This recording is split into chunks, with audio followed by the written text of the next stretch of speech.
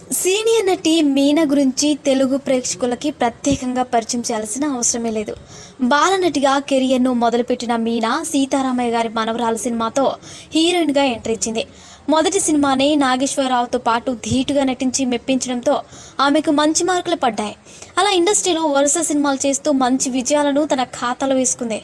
ఇక కెరీర్ పీక్స్లో ఉన్నప్పుడే సాగర్ను వివాహమాడి సినిమాలకు కొన్నేళ్లు బ్రేక్ ఇచ్చింది. మీనాకు ఒక పాప. తనలానే తన కూతురు కూడా బాలనటిగా మార్చింది. ఇక గత ఏడాది మీనా జీవితంలో మర్చిపోలేని విషాదం చోటు చేసుకున్న విషయం మనందరికీ తెలిసిందే. ఆమె భర్త సాగర్ అనారోగ్యంతో కన్నుమూశారు. ఇక భర్త చనిపోయాక ఆమెపై ఎన్నో విమర్శలు వచ్చాయి. వాటన్నింటిని తట్టుకొని కూతురు కోసం మళ్ళీ నటించడం మొదలుపెట్టింది మీనా.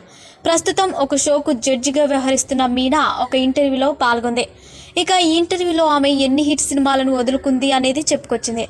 తెలుగులో నేను మిస్ చేసి బాధపడిన సినిమా